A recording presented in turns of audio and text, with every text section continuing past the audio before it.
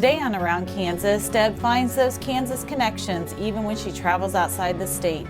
Next, learn how to get your hands on the Kansas Department of Wildlife, Parks and Tourism's Walk-In Hunting Atlas. Lance White is our guest on the Front Porch. Ron Wilson is as witty as ever. And we'll end with a group of people looking to save the Pottawatomie County Courthouse. Closed captioning brought to you by Ag Promo Source. Together we grow. Learn more at agpromosource.com. Welcome to the Western Kansas Wildlife Travel Center, right here in my hometown of Oakley, Kansas. We're the front door of Western Kansas, located on three main highways, I-70, US 83, and US 40. And all those roads lead to history, beautiful scenery, and adventure, no matter which direction you go. We now have an IHOP. That brand that you've trusted up and down the road in all your travels is staffed with local folks, real people, just like you and me, and we're waiting on you to join us. So for fun, adventure, fuel up, fuel your body, and let's have some fun.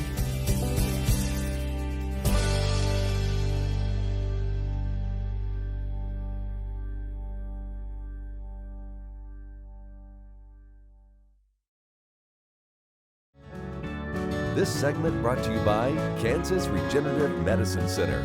Your stem cells, your health, your life. Good Wednesday morning, everybody. I'm Deb Goodrich, and on the road again. This morning I'm in Garden City, and we're at the park. I'm actually babysitting this morning. We're at the park waiting for the zoo to open, and the park is lovely, and there's so many folks out here that take advantage of the hiking trails to walk around, and we're going to get outside here in a minute. Yeah, that's my granddaughter in the background, practicing for when she takes over for me on Around Kansas. Hey, lots of great stuff coming up. Chisholm Trail event coming up. I'll share some more about that on our Facebook page on Around Kansas. And then I want to let you know about the voting for the Kansas Music Hall of Fame. That is going on right now, and you can join the Kansas Music Hall of Fame. Go to their website, and then you can nominate or you can vote on folks. And when I think of folks who have been inducted into the Kansas Music Hall of Fame, of course, the Pottawatomie County, the Pot County Pork and Bean Band comes to mind. And those folks had a huge crowd when they were inducted into the Kansas Music Hall of Fame a few years ago. And that is a great segue into a segment that Cynthia Naughton shared with me that will be up in just a few minutes about the Pottawatomie County Courthouse. It's a gorgeous courthouse, and the residents there are working on saving that. Yeah, I hear the train whistles. We've got birds and trains, and gosh, it's just a great morning. I hope it's a great morning wherever you are. Yeah, Miss Priss just learned to say some new words. She got tubes put in her ears. She was having a lot of trouble hearing, and now that she has tubes and can hear, she's giving Grandma a run for her money. I'll tell you that. Aren't you, Miss Priss? I'll have to put her on camera here before we go. Again, lots of great things coming up. Just got back from Arizona, where I visited my dear friend Michelle Martin, and we went up to Prescott and spent a day in Prescott and visited the Charlotte Hall Museum in Prescott. And you know, I look for Kansas connections wherever I go, and there were some great ones. We got to spend quite a bit of time in the buildings and the gardens there, and it was just so lovely. Connections, Charlotte Hall herself is from Lincoln County, Kansas, and that was pretty cool. And then one of the artists featured in the museum was Willard Page, who's from Whiting, where my grandsons live. So that was pretty interesting. So we'll be doing segments on them in the near future. Another big Kansas connection they had was the John Fremont House. John C. Fremont was the territorial governor of Arizona at one time. And gosh, that guy traveled Kansas so many times. One of my favorite stories is when he and Julia Stinson from out at Tecumseh rode up Burnett's Mound and were picking wildflowers and surveying the landscape from that vantage point. So wherever I go, I look for Kansas connections. I hope you do too. Hey, we're going to get out and take a walk, so stay with us. I'll be right back.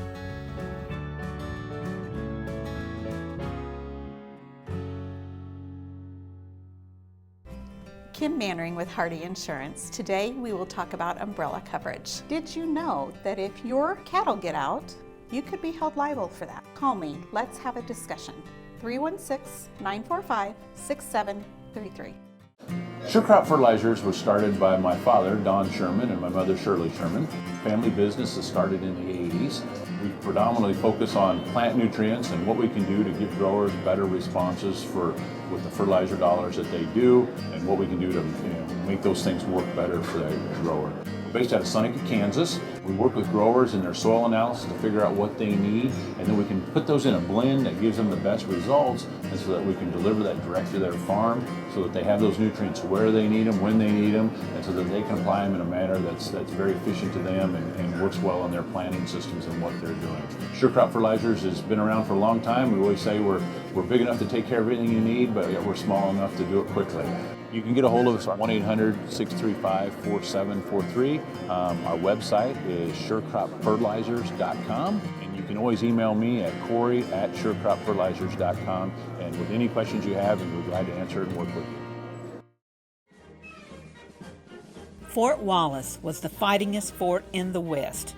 Fossils, Indians, soldiers, scouts, wagons, trails, pioneers, stories. Discover the story of Fort Wallace and the people who served here, the people who fought here, the people who settled here. Wallace County, where the past is present.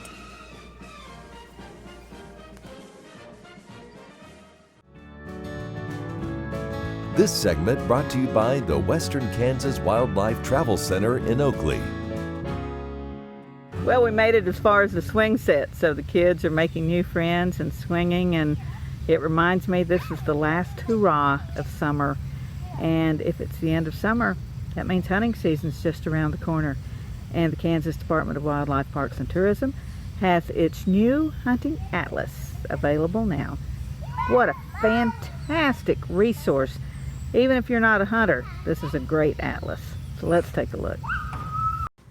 The Kansas Department of Wildlife, Parks and Tourism announced the arrival of Kansas' newest hunting atlas. Produced annually by the KDWPT, the 2019 through 2020 Kansas Fall and Spring Hunting Atlas includes maps of walk-in hunting areas, private lands leased by KDWPT and open to public hunting, and state and federal wildlife areas.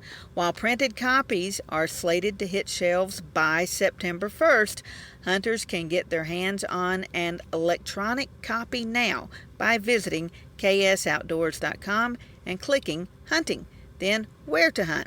Printed copies may be requested by calling KDWPT's Pratt Operations Office at the number on your screen. Hunters are encouraged to retain their hunting atlas through the 2020 spring turkey seasons, as the 2019-2020 atlas includes both fall and spring walk-in hunting access enrollments. A separate spring atlas will not be printed. More than 1.1 million acres of land has been enrolled in the walk-in hunting program for upcoming seasons, with more than 4,400 unique tracts mapped. And while the printed atlas will be up to date as of its print date, additional acreages may be added to the program post-printing as landowners continue to sign up. Hunters are encouraged to view the online atlas throughout the season for the most current maps. All walk-in hunting properties are designated with signage displaying the lease dates, which can begin September 1st, November 1st, or April 1st, and end on January 31st, March 31st, or May 31st. All regulations for KDWPT public lands apply to walk-in hunting properties, and accessing a walk-in hunting property prior to or after the lease dates is prohibited.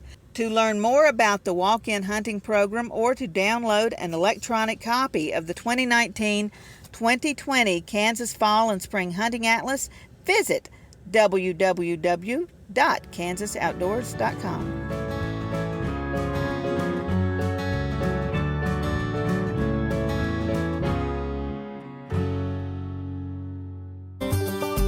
Welcome to the Western Kansas Wildlife Travel Center, right here in my hometown of Oakley, Kansas.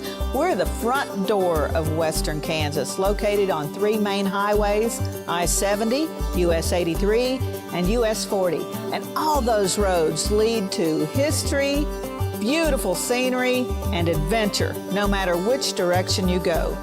We now have an IHOP. That brand that you've trusted up and down the road in all your travels is staffed with local folks, real people, just like you and me, and we're waiting on you to join us. So for fun, adventure, fuel up, fuel your body, and let's have some fun.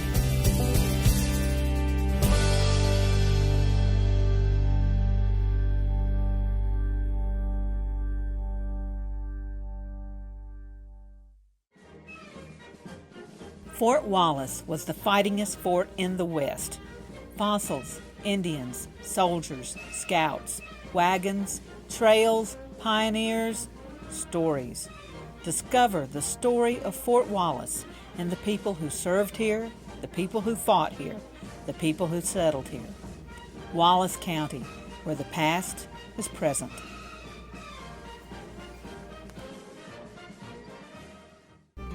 Kim Mannering with Hardy Insurance. Today we will talk about employee safety and work comp coverage. On your farm, do you ask your friends to come help? Are they considered employees or neighbors helping neighbors? Did you know that you can be held responsible just as if it's a work comp accident? Give me a call, we can discuss. 316-945-6733. Valley Vet Supply is devoted to providing information and professional quality products at reasonable prices. Valley Vet Supply. This segment brought to you by Kansas Corn. Learn more at kscorn.com.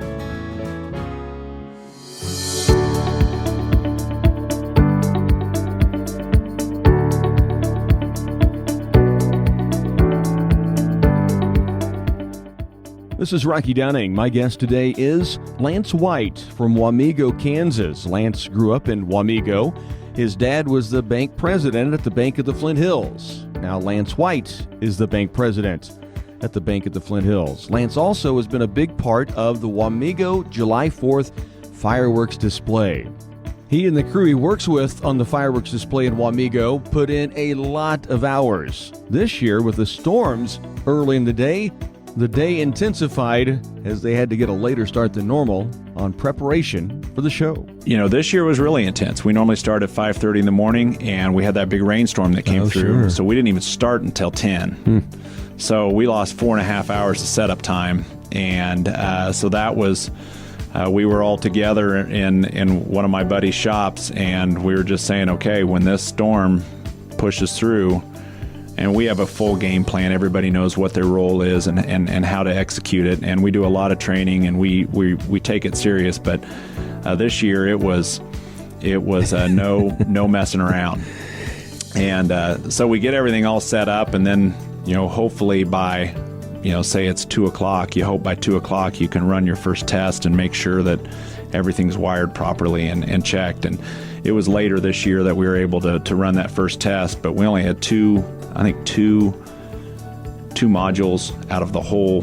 We shoot from 57 different locations on 4 fields. And so we only had 2 things we had to tweak and got those fixed, and the show was ready to go. The second part of the deal, and I want to go back again just a little bit. We got about 7 minutes left, and I don't want to get back to the bank, but do you get to enjoy the show at all? I don't think I'm totally unique. I don't like fireworks. Really? I'm scared to death of them. Huh. My kids would tell you I am I'm not a fun person to shoot fireworks around. I'm terrified by what they can do. Sure. I respect what they can do, and especially consumer fireworks, they just scare me too much. I've seen too much go wrong, and so I'd prefer that our family not ever shoot them. Gotcha. But in our role, the guys that certainly we're shooting with, they're like a bunch of brothers, and actually my brother shoots the show with us too. Oh, cool. And so we have spotters. We have I wear a fire coat. A lot of guys wear fire coats, just so you're safe, and everybody has a role. And it's a the closest thing I can tell you to emotionally before a show, it's probably emotionally before a sporting event when you're in high school. What's everybody got to do right before the game starts or whatever? You're need to go to the bathroom, you're tense, maybe you're a little shaking a little bit, it's all of that. But the show is a little over 30 minutes, and you wouldn't know it's 5 when you're in the middle of it. I can imagine. And it's certainly exciting as the show's winding down and we're getting toward the end, and we know that everything's at this point gone well, and we pull together at the end and shake hands, and That's it's fun cool. walking out I when can the show is imagine. over. Yeah. It would be like a sporting event. Adrenaline pumped up, and then very much so. Come down off of it, although then you go back to work and clean up and everything. So. When the last shell's shot, we wait 30 minutes, we water things down, and we go out and check, and there's usually something that didn't fire for one reason or another. And so, heck, we have a post show that's just cleaning up shells that's as big as some towns' fireworks shows. Fun. Yeah, that's fun.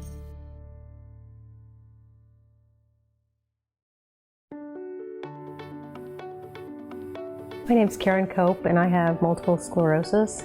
When you have MS, on the outside you look great, but what's really going on in the inside is chronic body pain, chronic fatigue. And there's lots of days that I'd wake up and say, oh, please God, help me get through this day. After stem cells, Chloe, my youngest daughter, she was asked by my father-in-law, how's your mom doing? And Chloe said, Grandpa, I've never had a mom like this before. Because she was 8 when I was diagnosed, and she really had no other memory of me but being sick.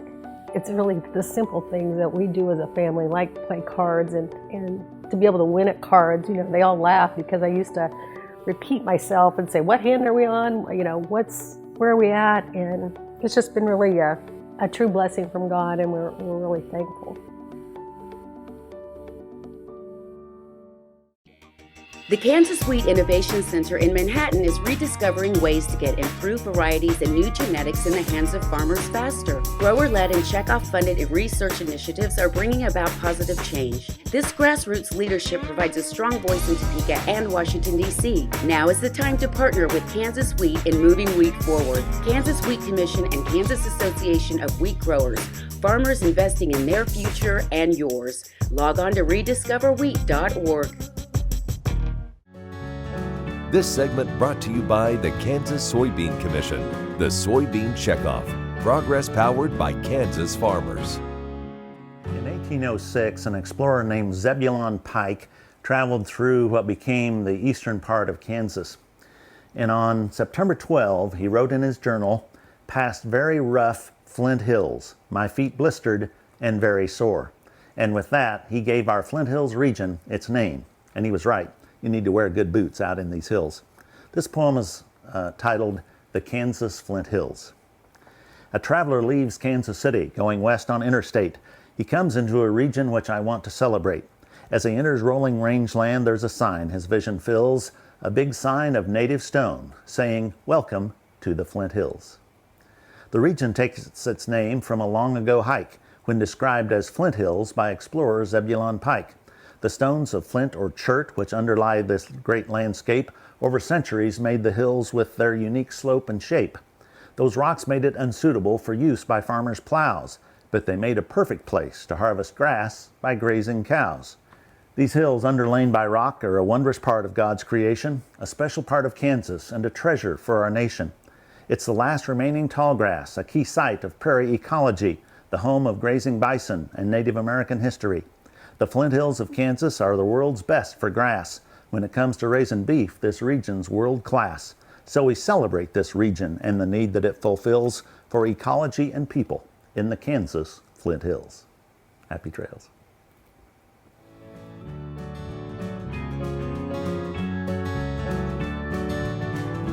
Watch Ag AM in Kansas online at agaminkansas.com.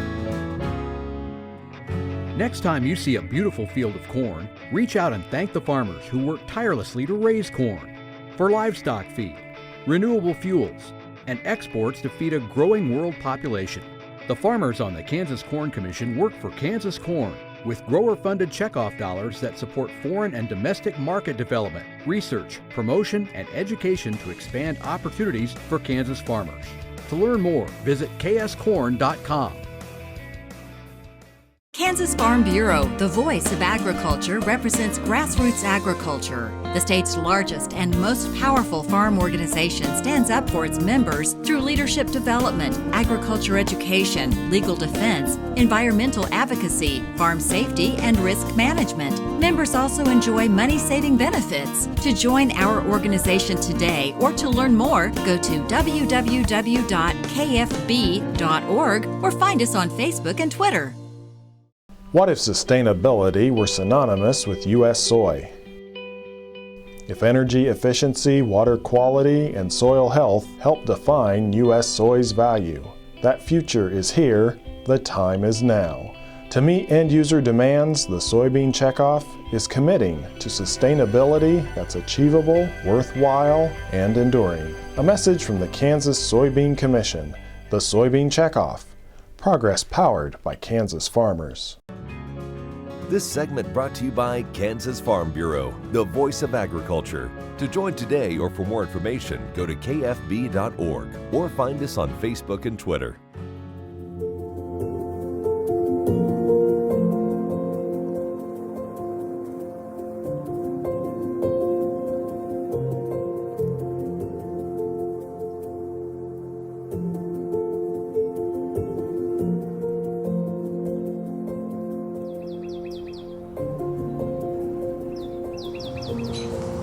Well, for quite a while we had heard rumors that they were maybe going to do away with the courthouse, and it's kind of like that can't possibly be.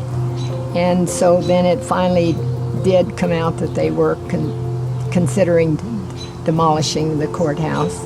And it's like it didn't take long then to form our group that really felt strongly about maintaining the courthouse.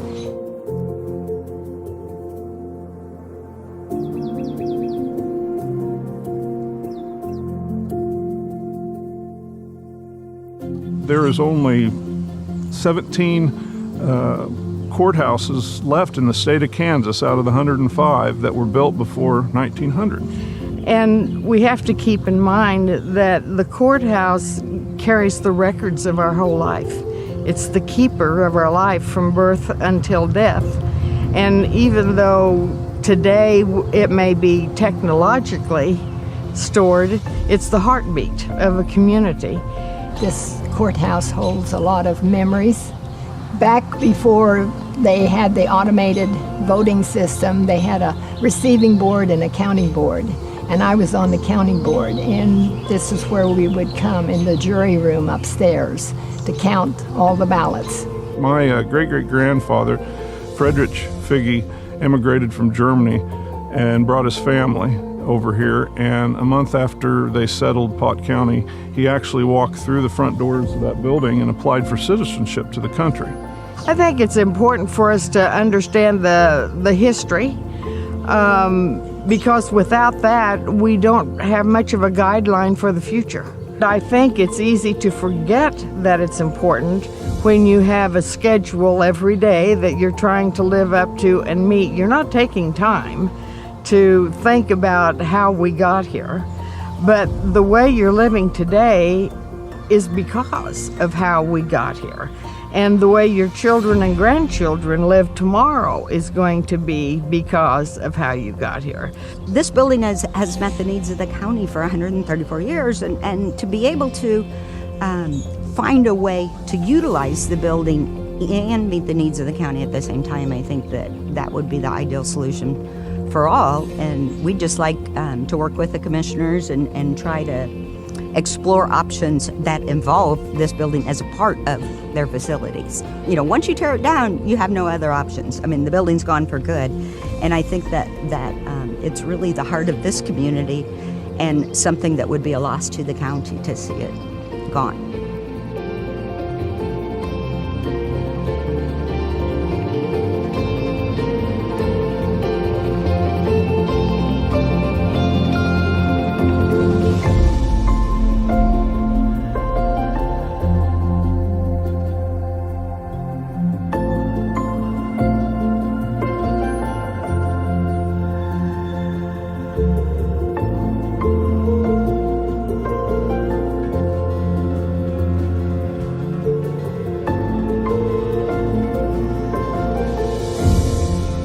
It's been hot, I know, but man, enjoy these last days of summer while we have them. I'm Deb Goodrich, and I'll see you somewhere around Kansas. Closed captioning brought to you by Ag Promo Source. Together we grow. Learn more at agpromosource.com.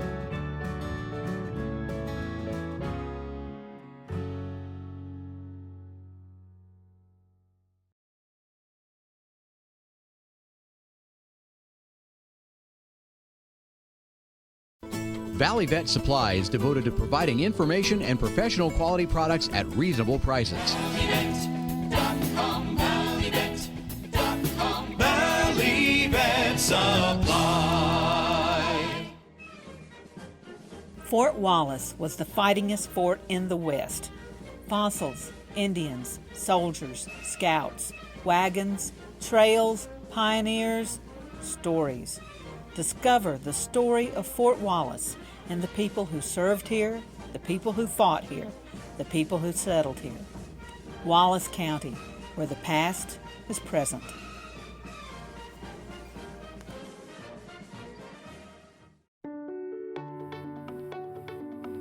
My name's Karen Cope, and I have multiple sclerosis. When you have MS, on the outside you look great, but what's really going on in the inside is chronic body pain, chronic fatigue. And there's lots of days that I'd wake up and say, oh, please God, help me get through this day. After stem cells, Chloe, my youngest daughter, she was asked by my father-in-law, how's your mom doing? And Chloe said, Grandpa, I've never had a mom like this before, because she was 8 when I was diagnosed, and she really had no other memory of me but being sick. It's really the simple things that we do as a family, like play cards and to be able to win at cards. They all laugh because I used to repeat myself and say, what hand are we on? Where are we at? And it's just been really a true blessing from God, and we're really thankful. Watch Ag AM in Kansas online at agamandkansas.com.